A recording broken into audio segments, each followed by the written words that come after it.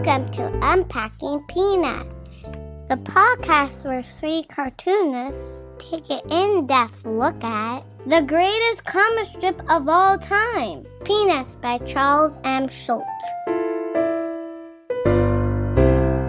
Hey everybody, welcome back to the show. This is Unpacking Peanuts, the show where we're looking at Charles Schulz's comic strip masterpiece, Peanuts. And we are deep into the 1970s. And by deep, I mean we're 1 year into the 1970s. But there's a lot going on. And as you know, it's always deep talk here on Unpacking Peanuts. I'm your host for this evening. My name's Jimmy Gownley. I'm also a cartoonist. I did the Amelia Rules series and the book 7 Good Reasons Not to Grow Up and The Dumbest Idea Ever. Joining me, as always, are my pals, co-hosts, and fellow cartoonists. He's a playwright. He's a composer, both for the band Complicated People, as well as for this very podcast. Plus, he wrote the Amelia Rules musical. He's the co-creator of the original comic book price guide and the creator of such great strips as Strange Attractors, A Gathering of Spells, and Tangled River. It's Michael Cohen. Hey there. And there's another guy. He's a writer and producer for Mystery Science Theater 3000, the former vice president of Archie Comics. He used to work for Amelia Rules, and he's currently the creator of the Instagram sensation, Sweetest Beast, Harold Buchholz. Hello. So it's 1971. We have a lot to talk about. Last year, we said we were going to discuss the tier list, which I want to get into. But before we do, there's a few items of old business I would like to attend, if you guys are okay with that. Sure. So the first thing is, I am so glad in a recent episode, I said something like, I have a phenomenal memory. And then I quickly changed that to, well, I used to. Because the reason I want to bring it up now is, and I'm so glad I admitted that then, is I was listening to our last episode after Liz edited it. And Michael, we were talking about how they pick the head beagle. And I said something like, or someone said something like, it's more like how they select the Pope. And Michael said, oh, a Pope cartoon character. Who ever heard of that? And I went like, I had no idea what he's talking about, even though a half hour I spent of the previous episode 2 or 3 weeks ago talking about Cerebus, which is exactly what you were talking about. But in the moment, I thought, is he talking about like that Pope John Paul II comic? What's he talking about? Yeah, or the Fire Breathing Pope by Chris Yambar. There's been some. That I don't know. So my brain was a little fried, I guess, that I missed it. So my apologies, because Michael had a great shout out, and I just gave him the wall of crickets. It was all on me. The other thing that I wish I would have brought up when we were talking about it more last year, but we had the really chaotic sequence where Snoopy gets to be the speaker at the Daisy Hill Puppy Farm for being the head beagle.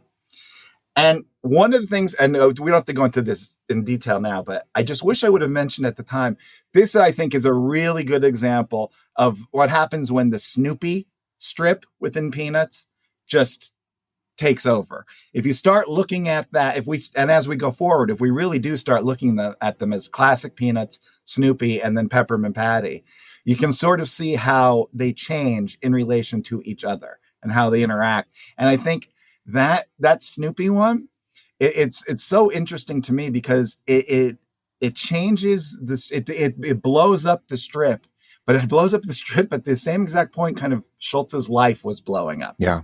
And I wish I sort of would have mentioned any of that in that last episode, but all of them are archived, so I can mention it here now. Okay. Well, we all have our regrets in life. And luckily for me, it begins and ends with that. Those two things. Okay. Well, it was your time.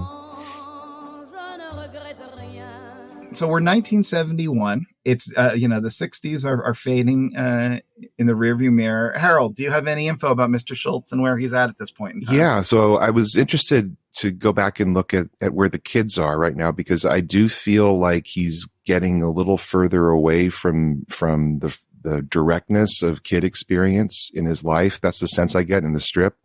So I was just checking in to see where the kids are. He has 5 children, and 3 of them are now 18 or older. So I'm assuming they may be out of the house and maybe living their own lives. Craig is 18. Monty's 19. Meredith is 21. It's amazing given that she was a newborn when we started covering all of this back in 1950. So I'm guessing the people in the household are Jill and Amy. And that's interesting because it seems like the strip has made a turn toward more female experience through Sally and Peppermint Patty.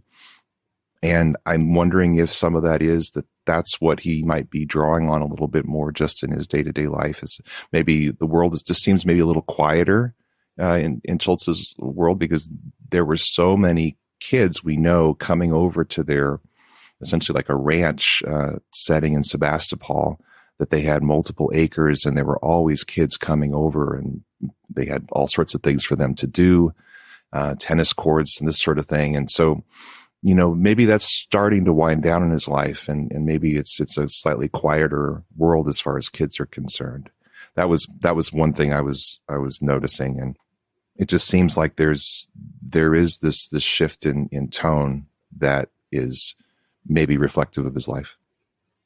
Yeah, I have to say, I will point out when we get there, but there's a moment in Snoopy's journey this year where I think, this is a middle-aged man's fantasy. This isn't the kind of fantasy that Snoopy was having. Yeah. Recently. Oh, I have to also add this is major news here. 1971 is when it's the debut of a 30-minute special that I had never heard of called Play It Again, Charlie Brown, where Schroeder plays for the PTA. Oh, it's brilliant. Are you kidding? I've never seen that one. They dropped it from the rotation pretty early when I was a kid, I think, because I did not get to see that one. Oh, well, lucky for you now, all of those old shows all come in spray cans. Oh, that's good to know. Do you get that? You didn't see it. That's a running gag from that episode. I actually have the book adaptation of that. So I may have only seen it a few times. I have some vague memories of seeing it, but I know the story quite well because I must have read that book 10 times. Well, that's cool. I should also ask you a trivia question. This is just for Jimmy, because Michael, I know you've assiduously avoided watching any of these things. But did you know, Jimmy, that only one Emmy Award was ever given to Charles Schulz? No. Yeah, just one. And is it not the one he accepted for Charlie Brown Christmas? Is that what we're talking about? No, he didn't get an Emmy Award for Charlie Brown Christmas. But he got a Peabody Award. That went to the producer. He got a Peabody. Oh, that's what I'm thinking of, the Peabody Award. Yes, because the Emmy goes to the producer. Yeah. Right? There's one special, though, that did win. I was wondering if you had a guess as to what it might be, given where Arbor Day. It's Arbor Day, Charlie Brown.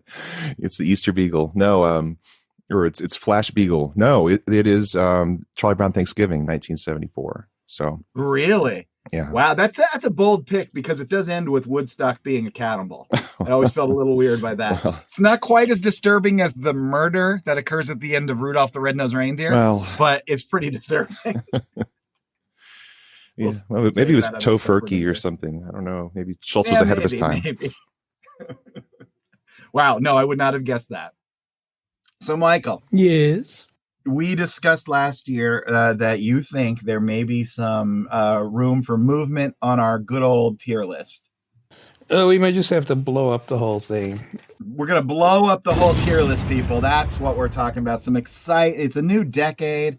We got to make some changes. Yeah. The whole thing's under construction. All right, what are we doing? Well, I mean, maybe it's naive of me to think that because there's a change of decade, the strip changes. Since I hadn't read these, and I knew the 70s had a different reputation than the 60s, so I didn't know what to expect. And there's definitely a difference, but it's a little hard for me to verbalize exactly what the difference is. It just feels different to me. And the most obvious thing is that certain characters have just totally dropped out, at least as far as 1971 goes, and others are appearing more and more in solo strips, which was pretty much one of the criteria for being at the top of the tier list. So we're getting solo strips, from Woodstock and Peppermint Patty, and the old big four are not always in there. So we got to change the criteria, or basically reshuffle the list or blow it up and rethink it. Because based on my statistical analysis of this year's strips, we have no Shermies, we have no Pigpens, we have no Fridas. Roy, who was always incidental, has 2. But Franklin, who I thought was going to be coming on strong, also has 2. 5 has 3. Violet has 5 Patty has 4. Oh, now I'm totally lost. 5 has 3 and 3 has 5. 3 has 5. Yeah. 4 has 4. No, Patty has 4. Anyway, so those characters are pretty much incidental or gone completely. So we're down to 6 pretty much. Let's see. What's that?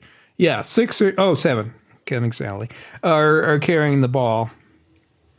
And so I don't know what makes an A-list character.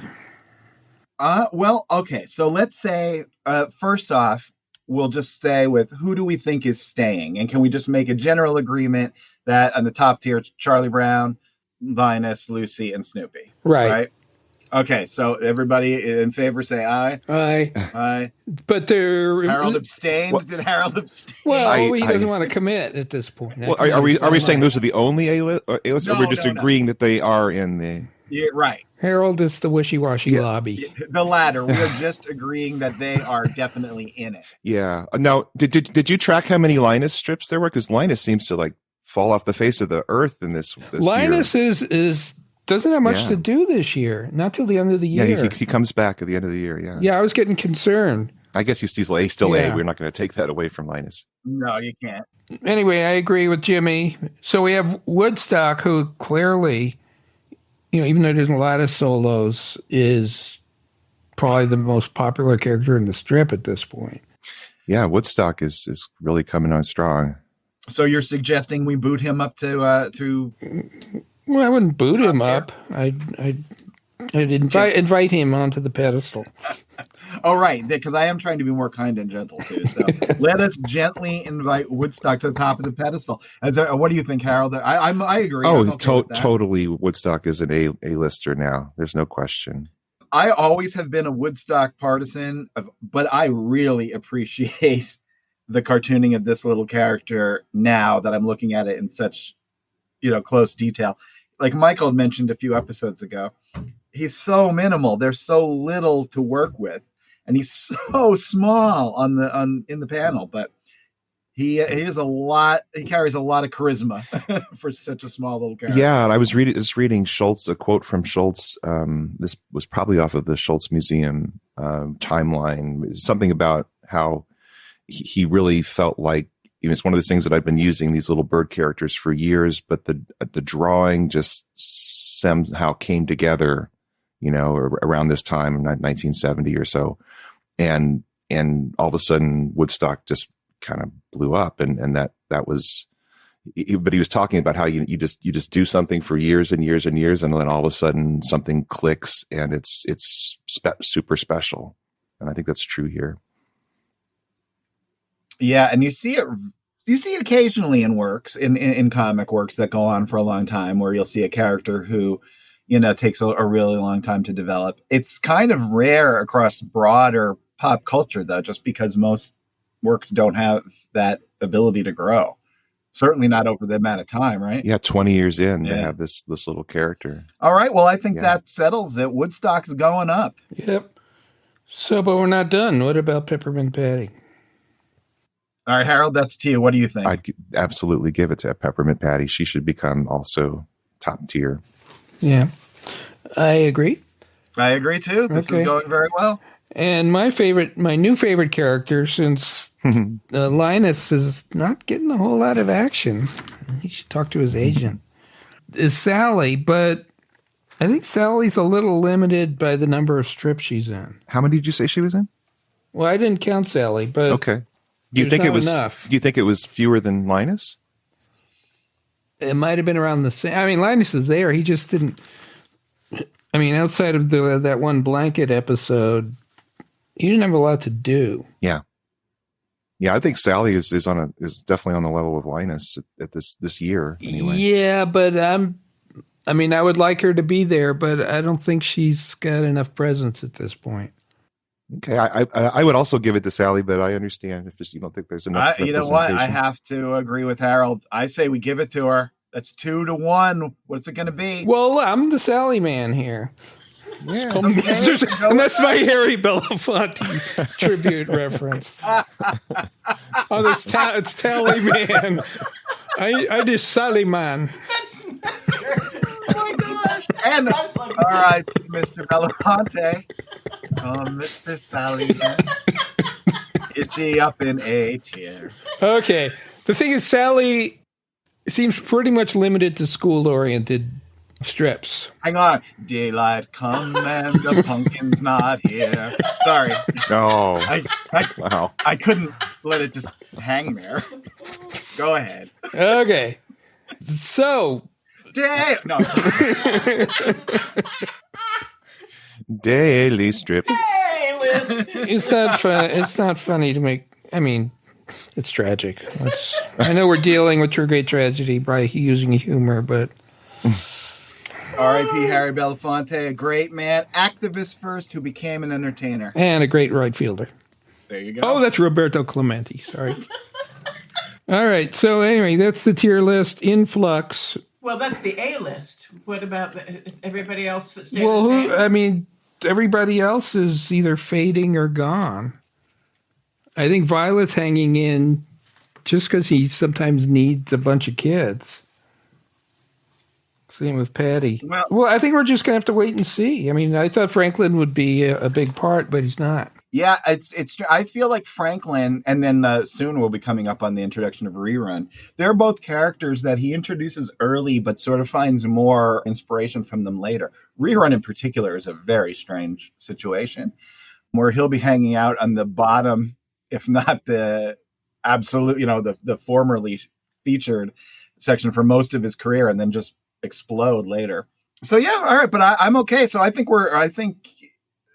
we have a much wider A tier, which is exciting. Yeah, that is interesting. We have an A and a B and a graveyard, and that's about it. Oh, and there's also a little revelation of ages in 1971. It's established in the strip that Charlie Brown is 8 years old and that Sally is 5. So I thought that was interesting.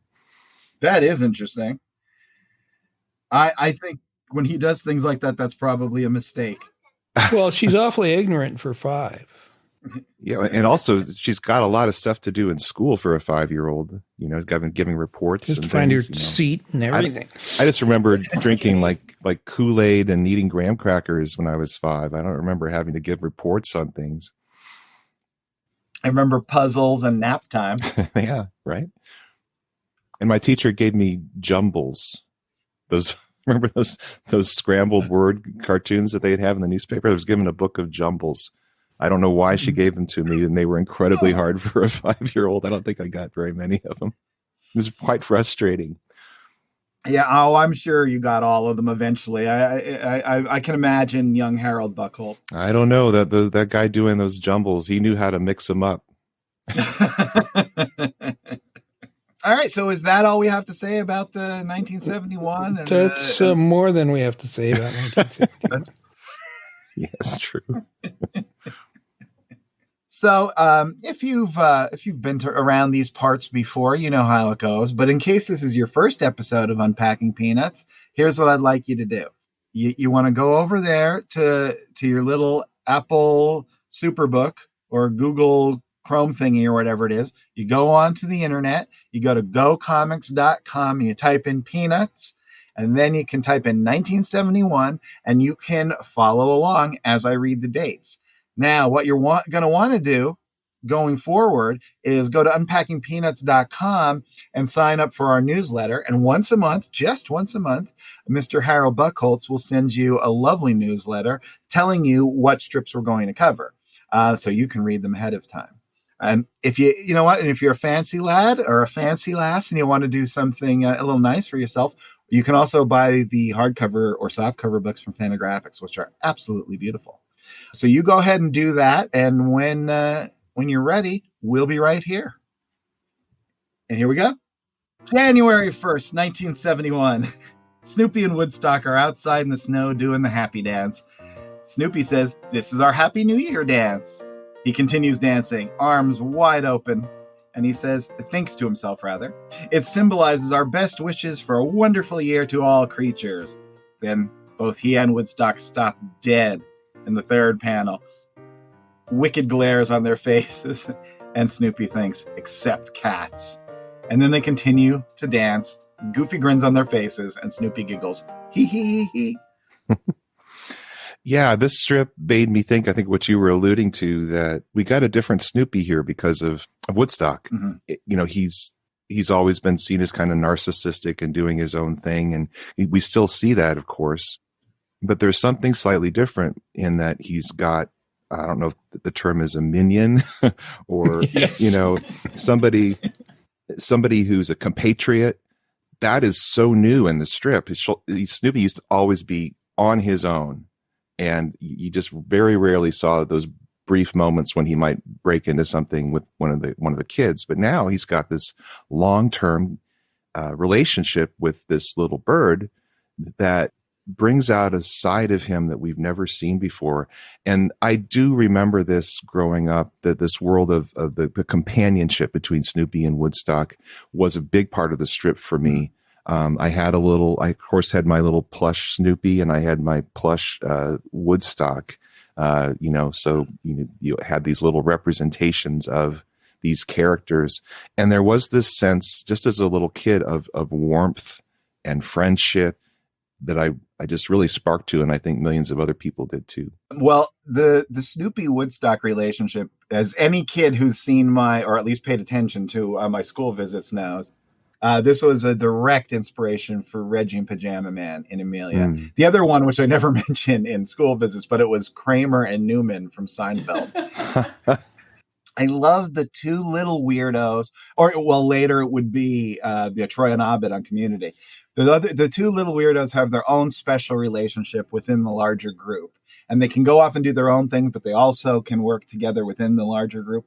I just think that's a really fun dynamic. So I said, yes, please. I'll take a little of that for Reggie and Pajama Man. Yeah. And it's so cool to see Snoopy enjoying hanging out with somebody, right? I mean, yeah, that's because you like Snoopy. Snoopy's very, very likable, even though he can be a real snot. At the same time, he's the underdog because he's a dog. And so you can get away with a lot more, I think, as a character because he's the underdog. But now he's got an underdog's underdog. Underbird. And they're this little team. And that's pretty irresistible. When I'm doing the Wild Lion and Wooly, the lamb, when I'm doing the comics, I started out with Wild Lion by himself, and he was kind of this soulful little character, 1.5 foot tall lion who thinks he's the king of the beasts, and nobody's paying attention to him in the animal world because he's just such a non-entity to them, and so he's just this kind of lonely, sad, but philosophical and hopeful character. But as soon as Wooly showed up, he all of a sudden is taking on this almost parental role, and a different side of him is coming out, and he's actually becoming more of a lion because the lamb is around. It's really interesting, and I totally see that with Snoopy and Woodstock. There is this dynamic that brings out Snoopy as the employer because Woodstock is a secretary, Snoopy is a parental figure. There's so much of that going on in the strip this year, and I really enjoy it. Me too. January 4th. Woodstock walks alone in a snowy, bleak-looking little landscape. And he comes across what looks like a little bit of birdseed or something. He chomps it down, chomp, chomp, chomp in panel 2. And this sends him flying head over heels in panel 3 in pure bliss. In panel 4, we see Snoopy atop his doghouse looking on, thinking, Woodstock is the only person I know who can blow his mind on breadcrumbs. There's very few explicit drug references in Peanuts. Have you noticed that? Yeah, but next year we do have what I believe is a Hunter S. Thompson parody coming up. Okay. So you can never say never with Schulz. All right. Boy, that third panel of Woodstock blissing out is just irresistible. I mean, I could stare at those first 3 panels. There's something, I don't even know how to, it's almost like Chester Brown or some like 90, it's like, or John Porcelino. It's like the most minimal and somehow almost desolate kind of line work in those first 2 panels. Yeah. And then nothing changes except something changes. And in panel 3, it's this goofy, joyful line. Yeah. It's pretty amazing. I couldn't point to, I mean, other than obviously just the simple subject matter of each of the drawings, but the line quality feels more joyful. I love the flapping wings with them upside down. Yeah, when he's twirling around, and he's got this little innocent bliss look on his face, which makes the 4th panel, you know, it seems like there's some layers to it, because this is Snoopy's take on what's happening. Yeah, right. He's blowing right. his mind, you know, and that's interesting. Hey, Michael, what do you think about the forehead? Yeah, I was just wow. I was just going to mention that. It's Snoopy watch. This is sort of a 60s forehead, but I noticed a lot of very, very sparse forehead work happening this year. Oh, Snoopy. And so Schulz, I think he's deciding on the ultimate forehead. But I think this is the ultimate forehead. That's also my SoundCloud rapper name, if anyone's checking out that. Ultimate Forehead. January 10th. The World War I flying ace is soaring in a Sopwith camel. He thinks, Saint-Paul-sur-Mer. I'm sure I butchered that. In panel 2, he looks to the skies, scanning it, possibly for enemies. Who knows? In the next panel, the strip really starts, and the World War I flying ace thinks to himself, here's a World War I flying ace bringing his Sopwith camel in for a landing.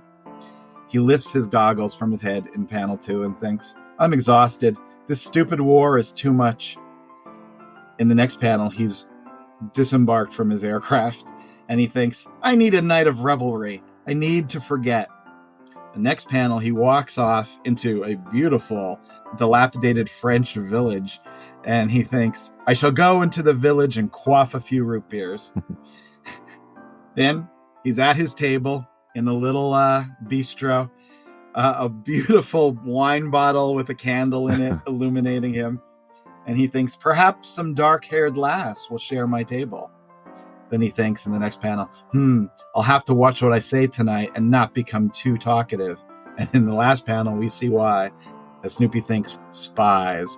And we see what can only be Woodstock and many of his friends in tiny little ghost costumes huddling around the table. You know, for me, I love that. The reason I picked this, I think I picked this anyway, the reason I love it is because of that drawing of Snoopy walking into the village. I love the pen work on that. I love the background. I love how, you know, there's the spareness of the previous panels, which are classic Peanuts. And then just as you shift into this more elaborate Snoopy reality, it just has a really great, like, European look to it. It's the Bill Malden look. Yeah. Yes. Yeah. Yes. And you've seen those sketches that he's done when he was in Europe in World War II, and you know he obviously just has this in his sense memory of what it got was the like. bullet holes in the wall. I was just going to say the bullet holes. That's wild. Yeah. Is there a point where Snoopy stopped walking on 4 legs and never walked on 4 legs again?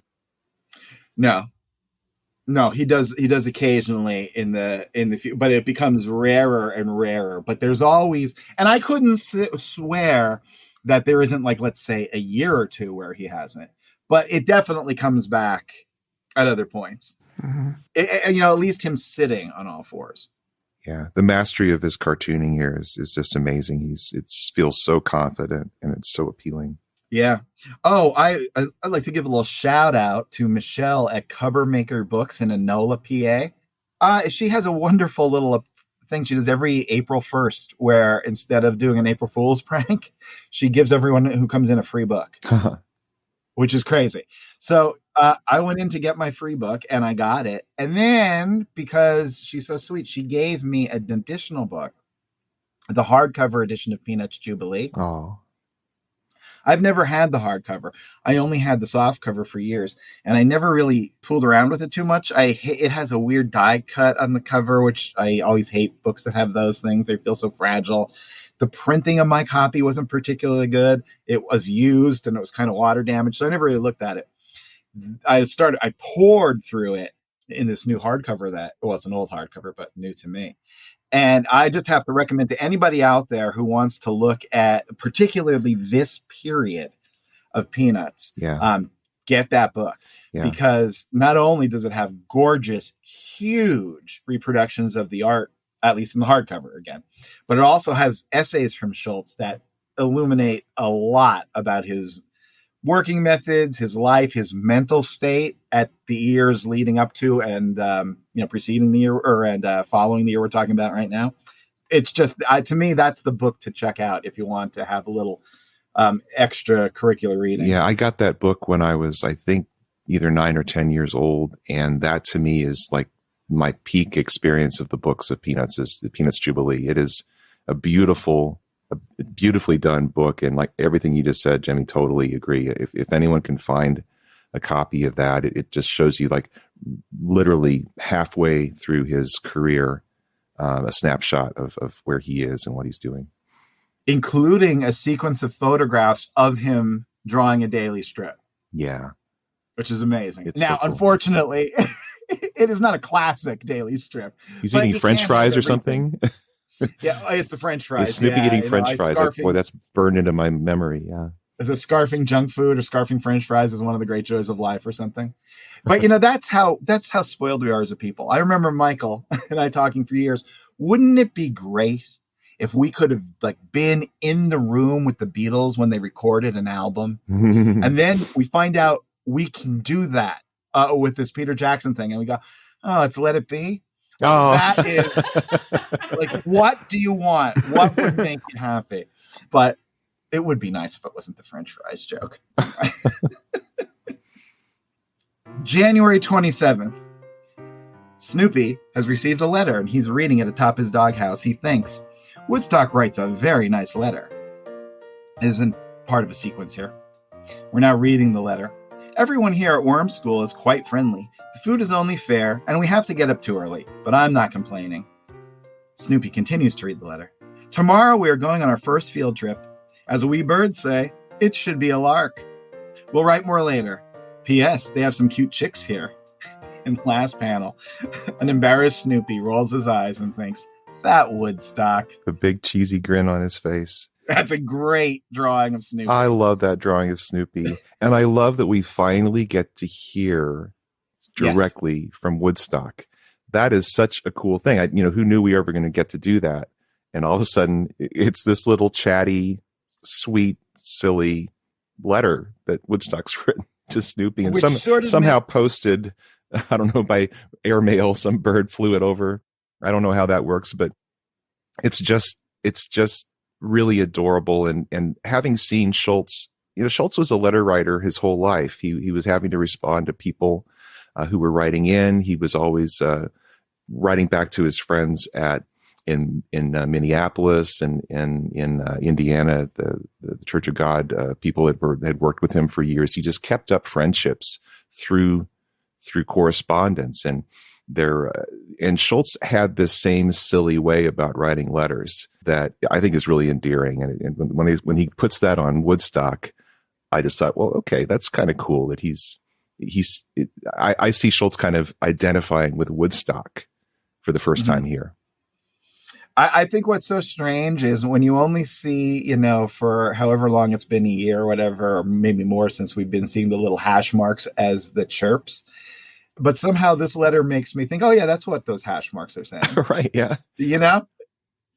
Pretty amazing. And we should just say that is part of a sequence where Woodstock goes off to Worm School. I say sequence. I mean, sometimes he does legitimate short stories, and then sometimes they're more a sequence, just a few riffs on something event that happens or some little thing. And that's basically what that is. February 10th. It's our new friend, good old Peppermint Patty. She's on the phone and she says, problem, Chuck. In panel 2, she continues, they want another one of those science project things at school? Got any ideas? No, don't tell me. I have to work this out myself. Then she plops on the floor, holding the receiver of the phone to her ear, and says, a science project is only good if you do it completely by yourself. Thanks anyway, Chuck. In the last panel, we see Charlie Brown, having not said a word, holding the receiver of the phone, and he looks out at us and sighs. Sigga. I love how she opens this up with problem, Chuck. I love that too. Now, do you think we're coming in medias res, or do you think that's just how she starts? I think that's how she starts. That's I do too. That's just the way she talks. Such a unique voice, because the stiff formality that we sometimes would get out of Peanuts in the past and characters is out the window with Peppermint Patty. Absolutely. Yeah. And it's why she feels so fresh, I think. Yeah. And it's partly how Peanuts stayed relevant. I think if Peanuts looked and sounded like the 50s version of the Peanut strips, which we loved, but if it still felt like that now, it would just be out of touch. And master cartooning, I love panel 2 with the side view of Peppermint Patty holding the phone, and you can see in the mouthpiece that she's speaking into, and he's drawn it so that none of the lines of the mouthpiece touch Peppermint Patty, so she stands out. It's just really, really masterful cartooning. He just knows exactly what to do to make everything read in this tiny little strip. Hard to draw a phone cord too, and he does a good job. Yeah. So how about, since we're voting on things this episode, should we put the phone and end table combo in the masterpiece of 20th century objects? It's pretty cool. And the curtain. And the curtain. Yeah, love the curtain. Always love a good Schulz curtain. And that feels like a 1971 curtain. It does. Yeah. I think it's avocado green with a mustard. And gold. Yeah. Yeah, right. It's a little orange, some. February 17th. Hey, it's our old pal Violet. She says, my hands are freezing. Linus is there as well, and he's making a snowman. Violet looks at him and says, you're not wearing any mittens or gloves or anything. Then, in a beautiful silhouette panel, Violet asks Linus, how do you keep your hands warm? Linus looks at his hands and presents them to Violet, saying, just before going outside, I dip them in hot chocolate. This one just reminds me, I don't know why, but this one's stuck in my mind from many, many childhood readings. But Michael, what do you think this year old pal Violet back? This is not the Violet I remember. Okay. I mean, this is her big moment of the year, but she's just being a normal kid. Well, she's cold. When you're really cold, you can't focus on anything else. Is this like the first time we see Linus too? Like 45 days in or something? It just seems like he's probably appeared before, but I don't think he had many strips centered on him. Yeah, it just feels like he's become this shadow figure in the first half of the year. He's very rarely in there. Do you know what my theory is? What's that? Well, Linus represents, I think, within the context of the strip, Schultz's contemplative side and his philosophical side. I think we could all agree with that. Yeah, and his spiritual side as well. Yeah. Yes. And he is at this point all of those things. And he is at this point going through, the worst period of his life. And he talks about this in the Peanuts Jubilee book, which actually I believe came out in, it was 75, of course. That's right. Mm-hmm. But it features strips from this era. And he says that there was a period of time a few years ago, and he's saying this in 1975. So I'm assuming we're talking about this period, where his marriage is breaking up, and he ends up sleeping on the couch at the studio and all that kind of stuff. And I think in order for him to be able to continue to work, he had to switch to a different type of creativity. Not that type. The things that Linus would be reflecting on at that point would be, I think, too painful and too fresh and too new. I think you're right, Jimmy. I think that there's, I get that feeling from this. I feel like, you're in survival mode and you don't have the luxury of kind of necessarily of going into these deeper places because you're just kind of on the edge.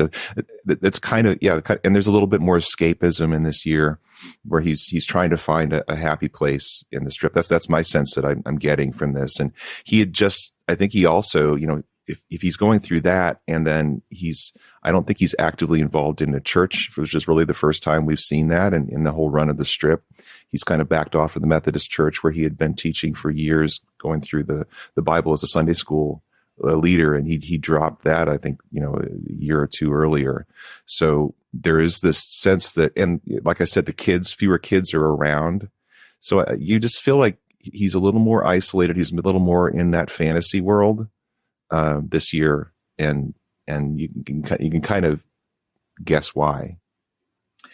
Yeah, and it is a guess, but I think it's a pretty educated guess. And I think it's what's remarkable is that he has a daily vehicle for creativity that allows him that type of range. Yeah, I think if you had a more narrow type of work that you're doing every single day, it might really, really suffer if you were going through a period like that. Yeah. So, Michael. Yes. You made the bold statement that Schulz was possibly the funniest person of the 60s. Yeah. And because I'm just a contrarian, I was trying to rack my brain, trying to figure out, well, there's got to be something or someone funnier. And what I really thought was, actually, anyone who you could conceivably put as like second place, I thought maybe Johnny Carson, because it was daily. Mm. But it wasn't daily, and he didn't do it. He didn't write all that himself. Right. And I never considered him very funny. Okay. But, to humans and people who like things. Yeah. Yeah. I mean, the two names that come to mind for me are like Bob Newhart and Bill Cosby at the time. Yeah. Yeah. I guess they were writing their own material. I always assumed so. But Peanuts is daily. Yeah, those guys were, for sure. Yeah, well, there's Tom Lehrer. I mean, there's people who had bursts, Mm-hmm. but not for the whole decade. Right. My point is, I think, though, he's actually continues that into the 70s even. Like, if you're considering, even if his batting average isn't as high as it might have been at one point, I think he's still producing more quality humor material than anybody else on the planet. We'll have to wait and see. Decade is young. And also the change that's gone on from, let's say, the early 60s in through like the middle 70s in the culture is insane. I mean, there are very few people like saying Johnny Carson who kind of span that and can adapt to that. It seems like there are people that have these runs. I was thinking like they were doing Laugh In the 60s, and that lasts for 4 or 5 years. And Flip Wilson is really big, like number one type show in the early 70s. But there are very few things that seem to be able to kind of span that 10, 12 years because it's so much changes. To be relevant is really unusual. Yeah. One of the things that my secrets for really enjoying, like from 1970 onward in Peanuts, is the same approach that I have to the Beatles and their solo material and stuff. Is like, okay, let's just acknowledge that was the best any human will ever do, and no one will ever top it. Once you do that, and you free all the stuff that comes after from even having to compete with that. Yeah, that's the attitude I'm taking. Right. You got to do. Okay. So, all right. So having said that, what is the greatest year of comic strips of all time? And it would be one of these years. Which one, if you had to pick one of Peanuts, say this is the best. First thought, best thought. Didn't we did this last time, didn't we? Yeah, but I'm saying of all, you can include the 50s. That was just the decade. You can include from 1950 all the way up to 1960. Well, I said 59 was the best year of the 60s. Oh, so you're sticking with 59? Yes. And Harold, how about you? I had said 65 when we said it last time, and that's again going off of memory as a kid. As an adult, if I go a couple years later, I was really, really enjoying 67, that sort of time. So yeah, it's in that space for me. Yeah. And I would stick with 68. So that's it. It is either 1959, 1967, or 1968. Hey, if you're out there on the internet and you want to kind of be a part of this conversation, you could argue with us. What year do you think Peanuts absolutely peaked, and therefore also Western civilization? You could find us on social media. We're at Unpack Peanuts for Instagram and Twitter, where we have our website, which is unpackingpeanuts.com. And what else, Liz? What else can I say? Unpacking Peanuts on Facebook and YouTube. There you go. So you could do. So why don't you continue that conversation there? For us right now, though, we're going to take a break, get some water and some snacks, and then we'll come back and continue the year. I'm going to dip my hand in some hot chocolate. Hi, everyone. Have you seen the latest Anger and Happiness Index? Have you admired the photo of Jimmy as Luke Skywalker, or read the details of how Michael co-created the first comic book price guide? Just about every little-known subject we mention is referenced on the Unpacking Peanuts website. Peanuts' obscurities are explained further, and other stories are expanded more than you ever wanted to know. From Albert Payson Terhune to Zipatone, Annette Funicello to Zorba the Greek, plus the latest tier list, and of course, the Shermometer. Check it all out at unpackingpeanuts.com/obscurities. And we're back, so let's get right into it. February 21st. Snoopy is atop his doghouse, and Charlie Brown, who looks a little bit miffed, is talking to him. He says, "I asked you to come down from there." Snoopy hops down. Charlie Brown says, "That's better." Charlie Brown, with hands on hips, says to Snoopy, "You've been acting awfully independent lately. Don't forget that I'm the one who feeds you. I'm the one who takes care of you." Snoopy is not looking at Charlie Brown. And Charlie Brown says, "Look at me when I'm talking to you. Without me, you'd be nothing. Everything you have because of me." Charlie Brown continues to rant as Snoopy looks away. "Even that collar around your neck. Why, I remember the day I went out and bought that collar with money I had worked for and had saved. And in the next panel, Snoopy loosens the collar. And in the final panel, he hands it over to Charlie Brown. And Charlie Brown says, "I hate it when he does that." To me, this is like the two Schultzes who are living through Charlie Brown and Snoopy having a conversation, because Snoopy's kind of taken over the strip this year. And it's just fascinating when I think of, Schultz's Charlie Brown and Schultz's Snoopy having this little conversation. Yeah, and it is an interesting thought, because you could do this thought experiment. At this point, if you pulled Snoopy out of Peanuts, could Peanuts survive? I don't know. Would the Snoopy strip survive? I think yes. Yeah, I think they both survive, but it might be a notch or two down. Well, that's Michael. You said sure. Michael. You said you weren't particularly thrilled with this year, 1971.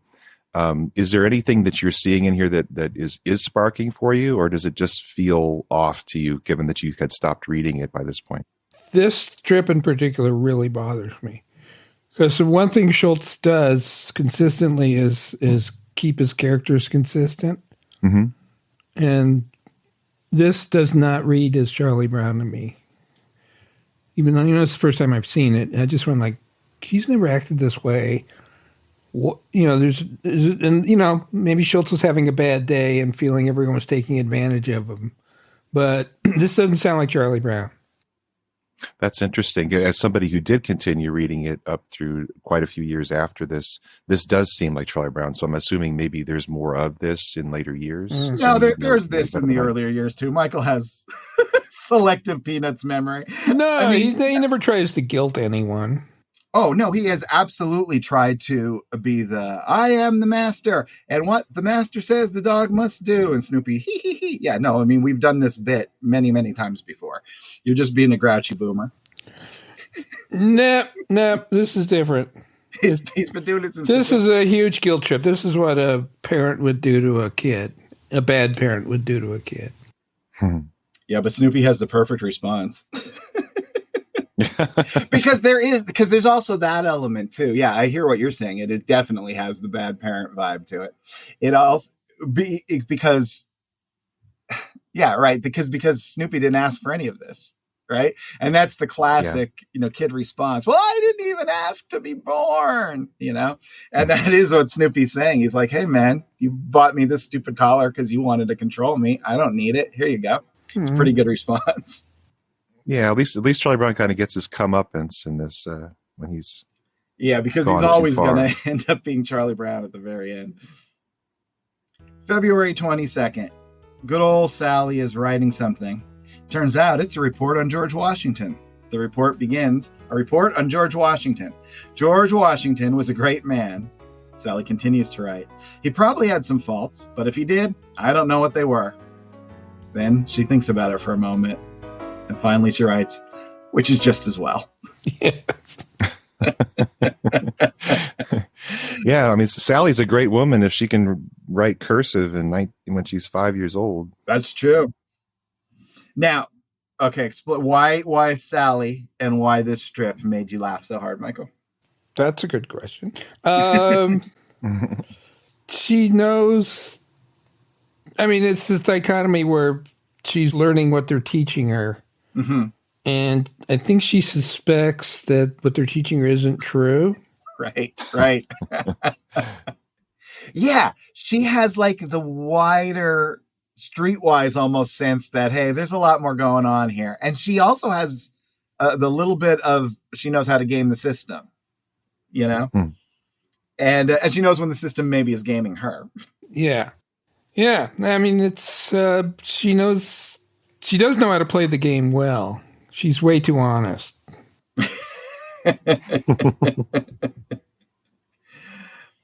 Absolutely. I find the last panel, her head looks weird. If you really zoom in real and just look at that head, that is pretty wild looking. Yeah, you want those eyeballs to line up properly. Yeah. March 3rd, Charlie Brown and Sally are walking home from school, and Sally says, I got a failing grade on my ocean report. She starts ranting. That teacher wanted me to tell all I know about oceans. They'll never get me to tell all I know. Never! She's screaming. They can threaten me or beat me or torture me, but I'll never tell all I know. I don't care what they do to me. I'll never tell all I know. They can kick me. They can punch me. They can... Charlie Brown just says, somehow I don't think you understand. Yeah, Or does she? Or does she? What do you think, Harold? Does she? No.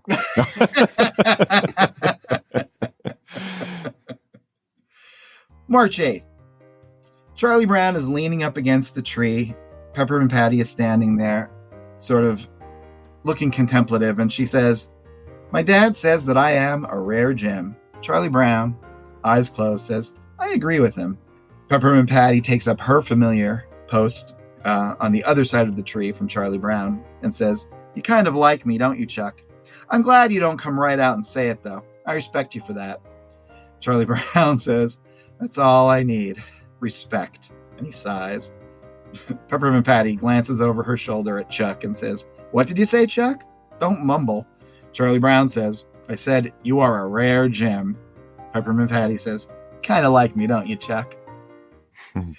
My question is this. Right from the very beginning of this Charlie Brown and Peppermint Patty relationship, he moves them away from the thinking wall where this type of conversation would always occur if it was anyone else. And he puts them on this, this back-to-back at the tree symbol or a scene. What do you guys think? Why do you think he wanted to make a special place for just their conversations? It's a clear division between boy and girl. My mind is blown. That's amazing. You're right. You're right. Yeah. Wow. And this particular strip, this is the first time the rare gem is introduced. Is that right? Oh, I think we had rare gems. I think there was gems. There, he spelled it out in the chord at least, and there was. I think it was mentioned before. Because this interchange is to me a step. A new step for Schulz with this relationship and this whole idea that Peppermint Patty thinks that Charlie Brown likes her, but won't say anything about it, and yet she's okay with that, and that Charlie Brown is in this whole other place. It's so ambiguous when I read this one. I was like, she's saying you kind of like me, and he doesn't deny it, but she says I respect you for not saying it, and instead of him focusing on the fact of whether or not he actually likes her, which you think would be a huge deal if somebody is talking about this to you. Right. He's focused on respect. And I just found that really interesting. It was like, what's going on here in Schultz's mind that he takes Charlie Brown there? Is it, because I think the opposite of, or when you think of the two things in a relationship for a guy that might be usually the biggest issue. It's love and respect. Mm-hmm. And I've heard some people say that for men, they absolutely need respect. And that's just one person's theory, but I've heard that. I've heard people say that. And it's interesting that that's not what Charlie Brown's after. And yet the whole issue of love is in there, and yet he's not vibing to this thing that that's Peppermint Patty is saying. That's the strange thing, because, that's all I need, respect. Because he's almost saying, like, as if he's being friend zoned here. Like, oh, that's all I get is respect. But if he does, let's say, theoretically like Peppermint Patty, and she says, that he could actually come right out and say it. And he could, and that would be at least a new, different situation for him to be in. But he seems to like to be in this almost limbo. Yeah. Because we're going to see a bunch of other strips this year where Peppermint Patty keeps pressing this on Charlie Brown that he likes her. And he's just kind of in the future strips. He just seems to be in kind of dumbfounded that she's saying all these things as if he doesn't feel that way. Well, he's trying to stay faithful to the little redhead girl. Yeah, I'm sure that's true, right? And yet it's faithful to the idea, as Linus said. Yeah, the idea of the little redhead girl, not that he'd actually want to interact with her. Yeah, I think that's absolutely true. I don't know how very complex. It is very complex, and I don't know how relevant this is to but it feels like it is. And Harold, you might know more than, or might remember this better than me, but isn't there a scene in the American Masters documentary, or maybe it's someplace else, where Bill Melendez is talking about this period in Schultz's life, and he's trying to basically force him to do something to win back his wife, essentially. And it's the most jarring thing in that American Masters, where people are generally being very respectful to Schulz and everything that he stood for. Yeah. But Melendez is angry. And he said he was a wimp. Yes. He was a wimp. And I was like, wow, that just jumps out at you, because you haven't heard many really, from the interviews, you haven't heard many of these critical statements, but boy, Bill was riled up with how Schulz was responding to the situation. Yeah, absolutely. And it really struck me. And it feels like that is what I'm sort of seeing here, right? Because Peppermint Patty is forthright, and she will have whatever conversation Charlie Brown wants to have, and will, by the way, be fine however it ends. She'll have not that she'll necessarily listen. What's that? She won't always listen. She won't always listen to what he has to say. Everybody has a little, we've had spaghetti in our house 3 times this month in them, This storyline continues. March 11th. Lucy is skipping rope. Peppermint Patty, carrying a baseball bat, walks up to her and says, "I have a problem, Lucille. I think Chuck likes me." Peppermint Patty continues, "Why do things like this happen? Chuck's a nice guy and all that, but golly." And then the next panel, Peppermint Patty, with her tongue out and a little bit of mock disgust, says, "I mean, how could I ever flip over someone like Chuck?" Then, leaning on her bat, she says to Lucy, "I could strike him out on 3 straight pitches." This is a classic punchline, I think, and a classic Peppermint Patty punchline. Mm-hmm. It's kind of weird to have Lucy not say anything. Not say anything. Yeah, boy, how many times does that happen? And Peppermint Patty comes in. She doesn't have to be yelling. She just comes in and dominates the scene because she's just such a life force or whatever. I think she just threw Lucy by calling her Lucille. 100%. And I'm not even joking, right? She takes people off their rhythm just because she's so unique. She's you know what she is. She's a rare gem. On the art side, look at the size of Peppermint Patty's nose in panel 1 versus panel 2. It's a big difference. Yes. The drawing is like he didn't have room for Peppermint Patty based on how large he drew Lucy, so he had to try to change up something a little bit to save that panel. Yeah, very much. One of the things I find interesting to look at in terms of like a cartooning thing, and actually if you even go back to the previous strip, it's even more apparent. Like, so let's say that second panel where they're leaning up against a tree and you see the profile of each of them. I mean, other than the freckles, their heads are made of the exact same type of lines, the exact same basic shapes. And yet, just by the ever so slight changes of curves, they become these totally different characters. You know what? Like, if you look at the difference between Charlie Brown's nose and Peppermint Patty's nose, Peppermint Patty's nose is just what, a millimeter more bulbous, and it makes her like a totally different person.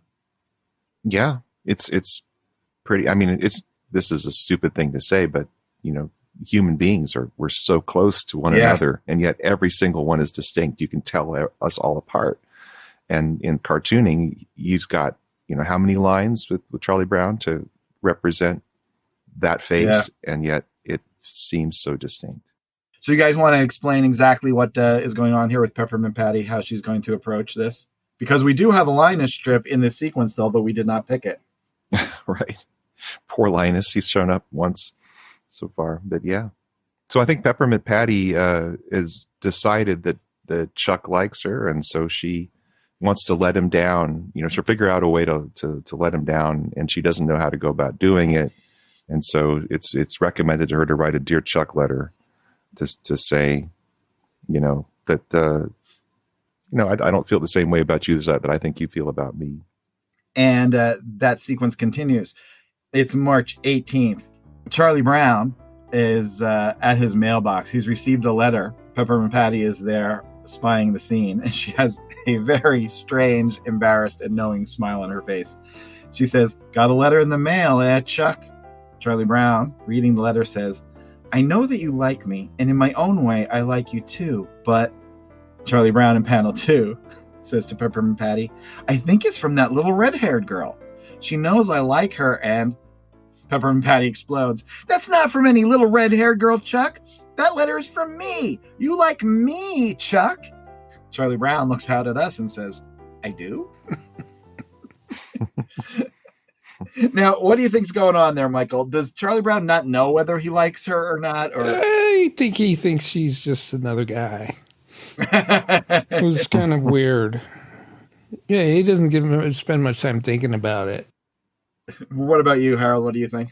Yeah, I just think he's so much in his own head and in that fantasy world about, you know, a relationship with a girl that Peppermint Patty's just not on his radar. His mind is clearly somewhere else almost all the time. And that with some rare occasions, I think we're going to see some strips where Charlie Brown really does open up with Peppermint Patty about things of his, you know, his relationship with his father and that sort of stuff.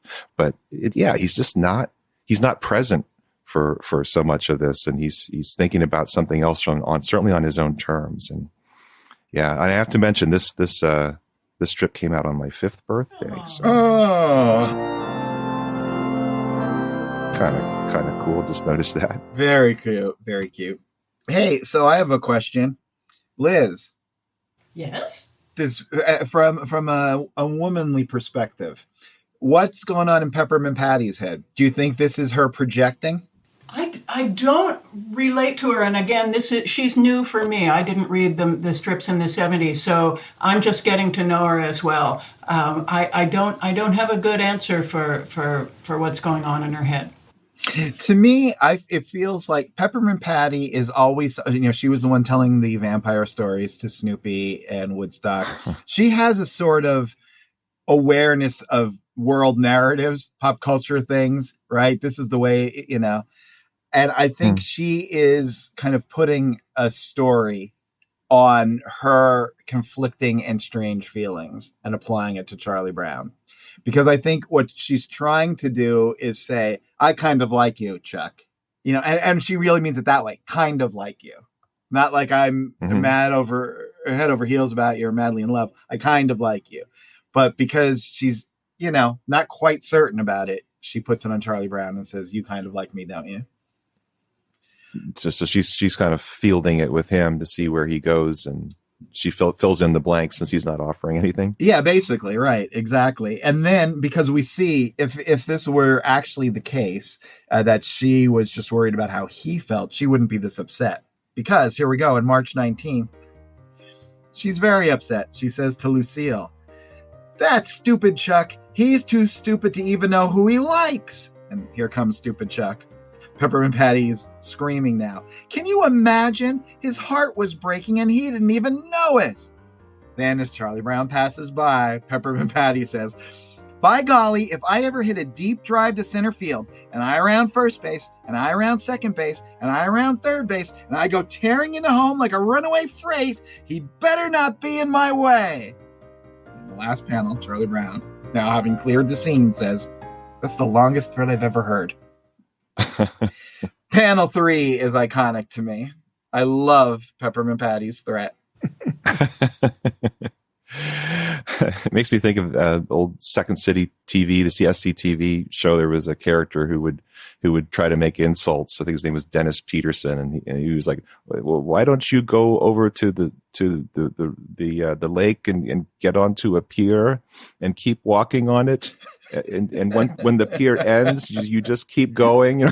It's just like he can never finish his threat. But the other thing, I just want to mention this because this Peanuts that I grew up with, from a cartoonist perspective, there's one thing that Schulz really makes his own, and it's such a small thing, but as somebody who's a cartoonist, this jumps out at me, are the little pointers on the balloons become very Schultzian by this point, where you've got one line and then you got another line, but that other line actually goes beyond the first line. So, most cartoonists will make a perfect point of like a little triangle, but here he's got these curved balloon pointers and he has the second one go longer than the first. So it's like, and it's kind of a brilliant move for speed, right? Because you don't have to end it directly at this one point. You just have to make them line up at some point and overlap. And that to me is so Schulz, and there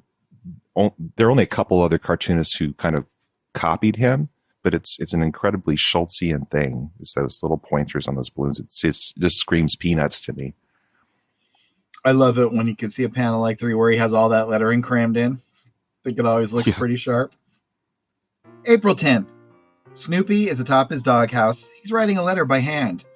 Linus comes up and says, "You're writing a letter to Miss Helen's Sweetstory." Linus continues, "She's the one who wrote the 6 bunny oneies and their XKE. Snoopy thinks the same. Linus walks away saying, "Well, good luck with your fan letter." Snoopy thinks to himself, "This is no ordinary fan letter." Then he thinks, "I've fallen in love with Miss Helen's Sweetstory." Little goofy grin. Why is he not typing it? That's what I wonder. But you know why? Because this is a love note, maybe. This needs to have that personal touch. Mm. And, right. sometimes Snoopy has to watch out. Because I'm not saying who. I'm not naming names. But some point, if you write love letters in handwriting, and maybe, let's say, put a drawing of a world-famous cartoon character on it, many decades later, those love letters may come up for auction. Oh, gee. Yeah. Well, there's a lot going on in this strip. So when I've been looking for obscurities, depending on who you are listening, some of the things I'm selecting may not be an obscurity at all. But for me, I had to look this one up, so I'm going to include it as an obscurity. I did not know what an XKE was. Did you guys know Jaguar, what the XKE was? Sure. You're right. Yeah. British sports car that was. It's an amazing looking car. It's like it's not the Batman car, but it kind of has that vibe. Yeah. And they did them from like 61 to 74. It's got these front the front hood is like super long, and then you've got the curve of where the headlights are going to be all the way down the hood. You obviously it's were not a crazy, Beach Boys amazing looking fan. car. Oh, No. yeah, of You course. would have known Right. about the XK.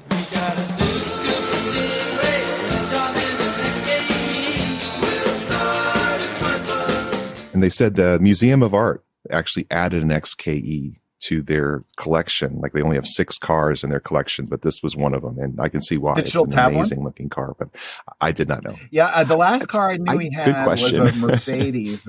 And the license plate was like Woodstock 1. I'm embarrassed that I know that. Did you guys ever see Harold and Maude?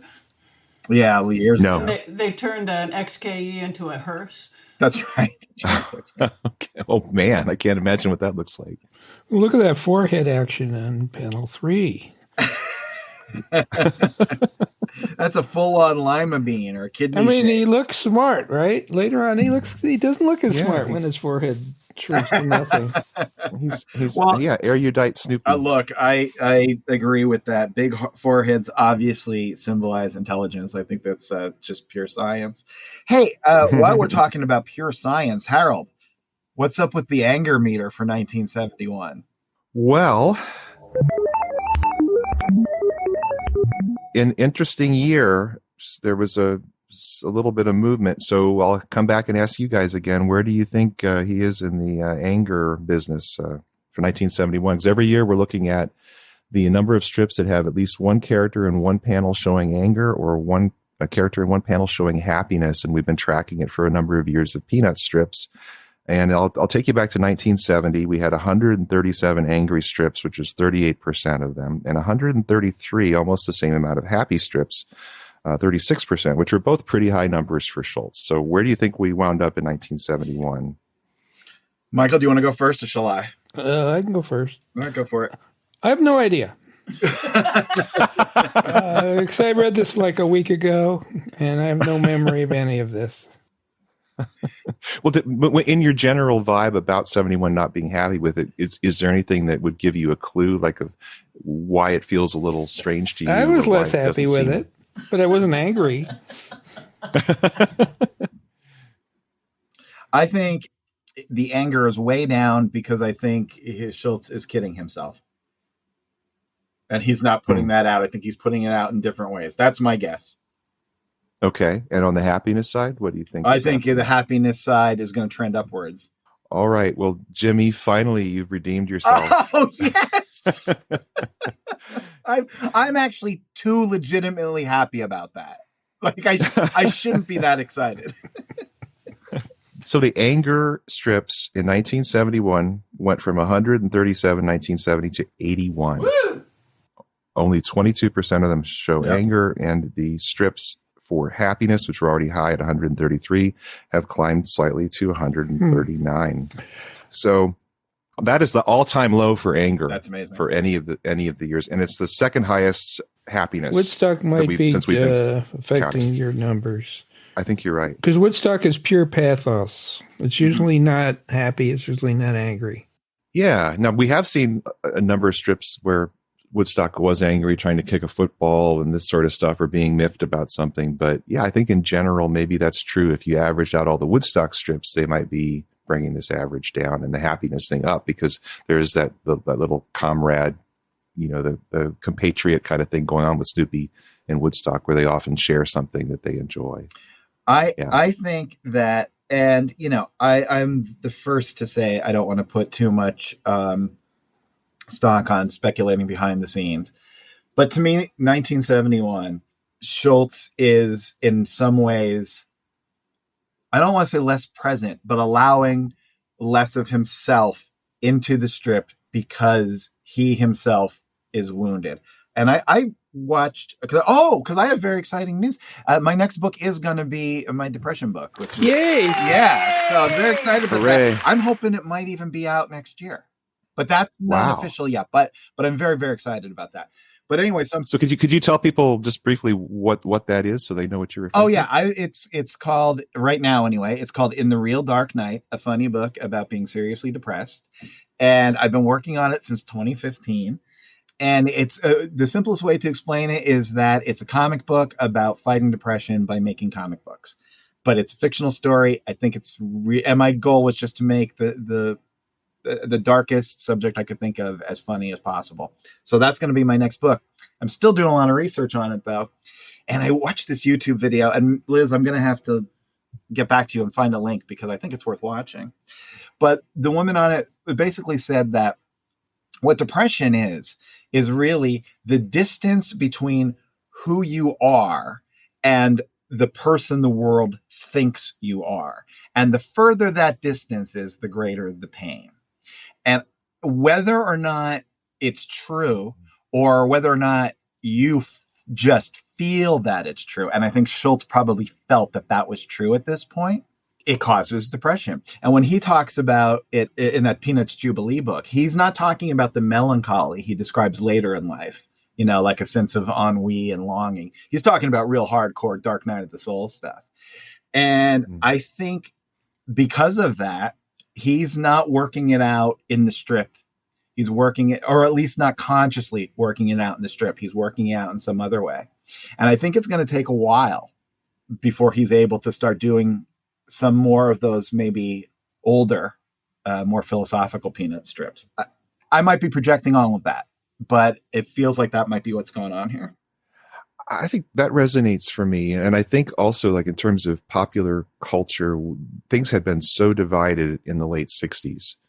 And so one of the ways entertainment, like I'm thinking of like humorous entertainment, took a turn was that it moved into fantasy. Yeah. Because we couldn't agree on today, let's talk about a world that doesn't quite exist. So that's like when Batman in the mid 60s came out, and you had all of the rural comedies like Beverly Hillbillies and Green Acres. And there's just a lot of kind of I Dream of Jeannie, Bewitched, lots of these kind of fantastical stories that were super popular because it was like the one thing people could get around because it wasn't taking a stand on one thing or another.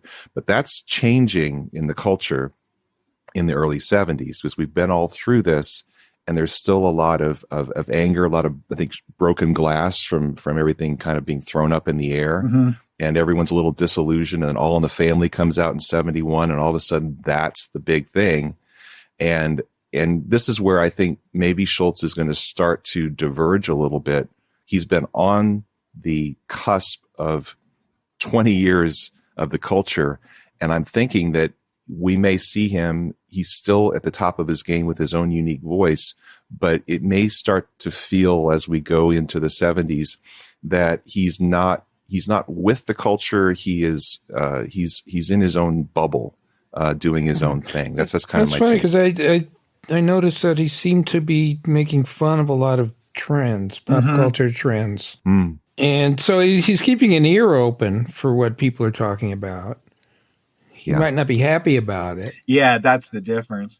Well, Michael, as someone who was in your early 21 this year, what was the feeling at the time? And was there a sense that, what I'm thinking of? The way, we've mentioned Hunter S. Thompson a lot of times in a Peanuts podcast, but that wave speech in Fear and Loathing in Las Vegas, which came out, I believe, in 71. Yeah. And he's like, you could see where the culture peaked and crashed and way it rolled back or whatever. Was that in the culture that, the good days are kind of past? Oh, yeah. It was pretty obvious. And now, plus I just got my draft number, which was number 11 out of 365. Oh, my God. And so that was not a cheery thought. Well, can you explain what that means to people who don't know? Oh, they had a lottery in 71, I believe. And yeah, so everybody, based on their birthday, it was actually a real lottery, was assigned a number. And the earlier, the lower the number, the more likely you were to get called up. So if you got number 1, you were first. So I was definitely well in the getting drafted zone. So I was plotting basically how to get away. Yeah. So what happens? I got away. Got college deferment?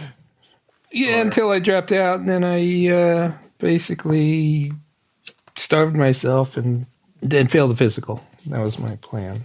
Oh, man. Brilliant. I've thought about this a lot. Not that it's relevant anymore at 51, but I thought about the various ways to get out of it if I ever had to.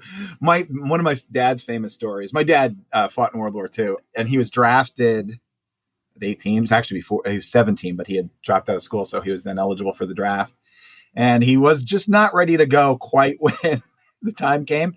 The train came in to take everybody out. He shook the one guy's hand on the one side of the train, just kept walking, shook the other guy's hand on the other side of the train. My grandmother was on the little station crying, waving goodbye. The train pulled out. He was standing there. Yay! He got one extra lunch. Hey, but, wow. Sometimes an extra lunch is what you need. Yeah. No, 71 I think things were so bad that all this really goofy pop culture stuff was what people were talking about, just not to think about the serious stuff. Right. Yeah. Yeah. This escapism. You kind of see that today, right? I was We gonna got a very say, yeah. divided culture, and like Marvel movies, and that's kind of the thing that's dominating. Yeah, oh boy. Well, I have. I'm gonna skip it now, but boy, do I have a lot of thoughts on Marvel movies. I watched a bunch of them recently, and I think we need to move away from them. That's all I'm gonna say. Yeah. I think I hear you. Yeah, we've peaked. That we need to move into a different direction. April 15th, tax day in America. I got a refund this year. Thanks, people. Lucy comes up to Snoopy, who's sitting on the doghouse, and says, "If you'll let me read your letter from Miss Sweetstory, I'll give you a sugar cookie." Snoopy, this is a sacrifice for him. Closes his eyes and says, "Forgive me, Miss Sweetstory, for sharing our intimate correspondence, but I need a sugar cookie." In the next panel, Snoopy is chomping away at the sugar cookie, while Lucy reads the letter from Miss Helen Sweetstory. "Dear friend, thank you for your letter. Sincerely, Helen Sweetstory." Then she yells to Snoopy in the last panel, "This is a form letter!" Sending Snoopy into total shock. Every panel in this is a delight. Yeah. I mean, the fact that Lucy knows that she can bribe him with a sugar cookie is just hilarious. And then Snoopy's look of resigned duty of giving this away because he needs the sugar cookie, and then him blissfully eating with this little smile on his face while she's reading the letter, and then when she's screaming at him and he's eating the cookie still, but his ears are up and he's lifted off the doghouse by her yelling. I love everything about this strip. I laughed out loud when I read this thing. It was just perfect. These two characters that we know so well having this interchange. So great. And as we have said before, Harold and I love all of the Helen Sweetstory Bunny Wunny stuff. Oh, and talking about relevance, coming up next year, there is my favorite of the long sequences of the year, and it's about the 6 Bunny Wunnies freak out getting banned. And I think we're going to do like a whole episode about maybe just that story and maybe one other one, if you guys are up for it. Yeah, sure. Because we'll be in the zeitgeist, baby. Yeah, and I don't know what happens, so there's suspense. There you go. Just the time the 6 Bunny Wunnies freak out. That's all you need to know. It's fantastic. Yeah. Another drug reference. Okay, now, but I do have a serious philosophical question I would like to ask you guys. Are you pro or con sugar cookies? Boy, I would kill for a sugar cookie. Would you? Now, when was last... Michael, you do not eat any sugar. When was the last time you had sugar? Oh, probably 30, 40 years ago. Wow. Whoa. That's hardcore. Yeah, I'm anti... I'm anti sugar cookie in the world of cookies. Oh, really? Yeah, I must get chocolate chip peanut butter. I'd kill for an Oreo right now. That's good stuff. All right, well, listen, let's move on before Michael breaks his streak. April 18th. It's a baseball game. Lucy's out in the outfield. She yells, "We're right behind you, Charlie Brown." And who's this? It's the original Patty. She yells, "Pitch it to him." In a panel that's going to get cut off. What a raw deal for Patty. Oh. I didn't think about that. That's true. Oh man! Hopefully you had the full 3 tiers in your Sunday. An original peanut in the first strip was Patty. Yeah, looking good though. Yeah. Oh well. Anyway, Charlie Brown does let it go flying, and pow, the batter sends it sailing out. Lucy yells to Charlie Brown, "Chase it yourself. You were the one who pitched it." Charlie Brown thinks for a second, then does just that, sighing as he runs. It was clearly quite a hit because he actually runs out of the field, through a fence, down a block, into an entirely different baseball game where a kid says, "Hey kid, you with the baseball glove, you want to play right field? We're short a player." Charlie Brown says, "Well, I'm already in a..." The other kid doesn't want to hear it and says, "You want to play or not? Get out there. We're ready to start." In the last panel, we have Charlie Brown playing right field in a totally different neighborhood. on a totally different team, thinking, I'll be interested in seeing how this looks in the box score. We talked about this with someone else. I can't remember who else, but someone else picked this one. Really? Oh yeah? No, I don't think No? so. I don't. Oh, I don't. Well, maybe your next door neighbor, but I don't think it's been on the show. he's more real to me than your next door neighbor. Wow. I guess I just imagine. I'm so glad then that we picked this one because I think this one's really, really funny. I love the other kid. I always love the off-brand Peanuts kids that come in for one panel where Schulz just can do what he wants. I love that the last panel with the chain link / hurricane fence is so different than the wooden plank 50s fence that the Peanuts gang usually plays in. I love the panels of Charlie Brown pitching. I love the little detail in the background of the new neighborhood. Like he goes almost through like a Wizard of Oz vortex type thing at that where he's now in like a 70s urban kind of street neighborhood, very Sesame Street looking. I just love it. Hey, Michael. Yes. You once mentioned that one of the things that's cool about baseball is that you could basically completely recreate a game with stats. Could you, and you don't have to get into crazy detail, but could you explain basically what a box score is for those kids who don't know, which is probably Peanuts obscurities explained. Yeah. Oh, so people used to sit in the stands, or even when you're watching TV, and there you have a little card, and you can basically, there's this very obscure notation you could write to explain that the batter flied out to right. You put a couple of symbols there. And so you'll know pretty much exactly where the ball went. And it's amazing. You can recreate the games pitch by pitch. Now it's probably all done by computers, but people would sit there and they'd collect these things. I mean, I never did it, but people keep them as souvenirs because you could pull out, that Phillies Cub game from 1956 and that you saw and then relive it. Yep. I for 2 years when I was 12 and 13, I was the official scorekeeper for the Girardville girls softball team. Not team, but a league. Little league and teener league played during the week, and then the girls softball league played on the weekends. And so I would be their official scorekeeper, and I had to learn all that notation, and it is really fun. It's unique to baseball and pretty cool. And I don't know exactly how that would look in the box score, Charlie Brown. It would look like a mistake, I assume. So, back here to the Miss Helen Sweetstory storyline on April 22nd. And what's what happens? Sometimes the Sundays come in and they mess up your sequences. Schulz makes no attempt to incorporate the Sundays into the daily sequences. Occasionally he does. Very, very, very, very, very occasionally, though. Anyway, Lucy comes up to Snoopy, and she's holding a magazine in her hand, and she says, "Guess what I found?" She opens it up and says, "It's a magazine photo story about your favorite author. Now you'll get the chance to see what she looks like." Snoopy opens the magazine, peruses it, and reads, "Miss Helen Sweetstory, author of the Bunny Wunny series, relaxes here in a porch swing surrounded by her 24 pet." And in the last panel, Snoopy is shook it. Cats. I love that you can just see how triumphant Lucy is even in the very first panel. Guess what I found? Absolutely. She knows exactly how this is going to go down. Oh, absolutely. Lucy can still bring her A game when she needs to. And we're going to wrap this up April 23rd. Linus walks away from Snoopy's doghouse carrying a whole stack of books. Snoopy, very calmly, lies on his back on top of the doghouse. Linus says, "Thanks again for the books." Snoopy says, "You're welcome. Forget it. Good riddance."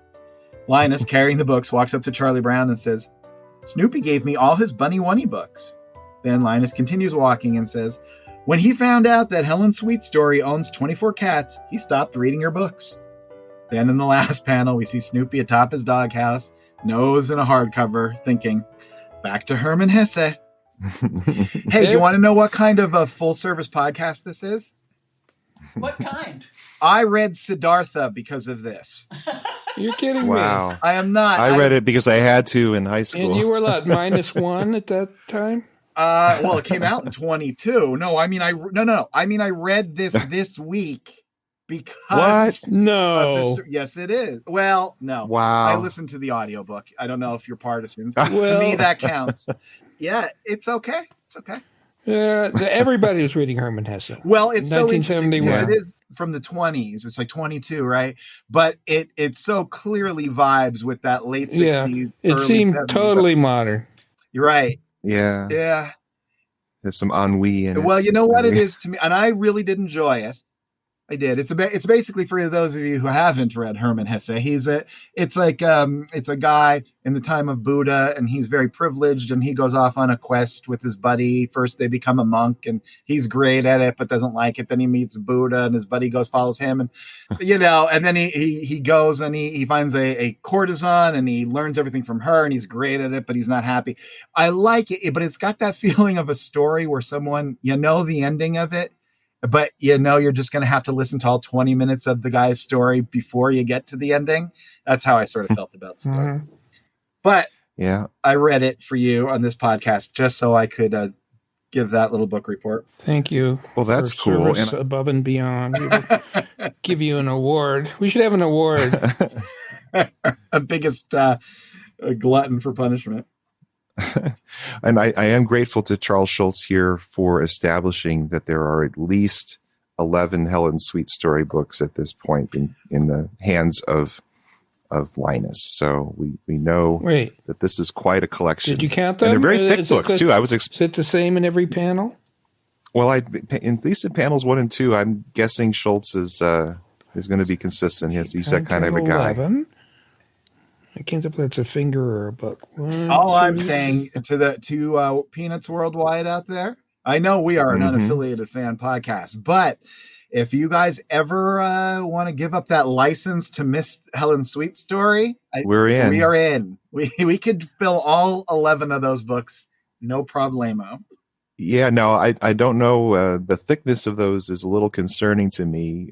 But do you think these are all prose books or they're picture books? Yeah, no, I think they'd be. I think they would be in today's parlance. We would do a hybrid book. So there's a hybrid book, okay. Heavy text, heavy illustrations. Let's say 120 pages each. So we're like Diary of a Wimpy Kid world, that sort of a thing. Yeah, that's what I'm thinking. That's my elevator pitch. But we need the graphic novel rights. We need You know what else we need?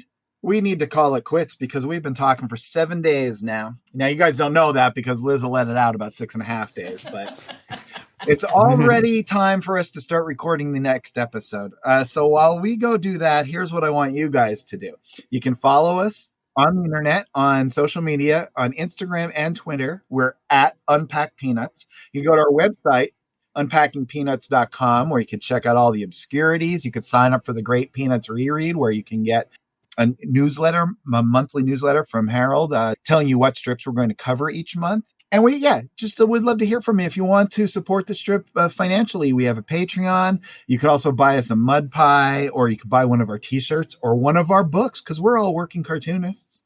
That would be swell. Hey, real quick before we go out, you know what I love? I got a chance to hang out with a bunch of my family this weekend. And you know what question I love? Where can we buy your books? Where on earth could we buy a book? Took about 8 people, accumulated years on Earth, about 400, about 20 minutes to remember. Oh, Amazon.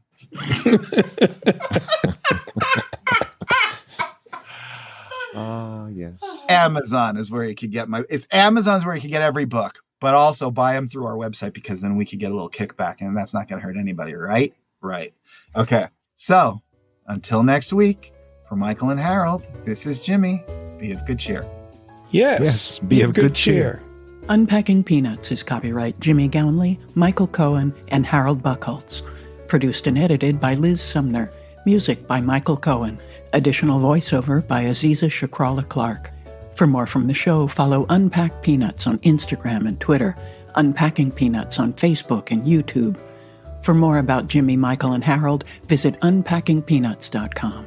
Have a wonderful day, and thanks for listening. I am shooketh.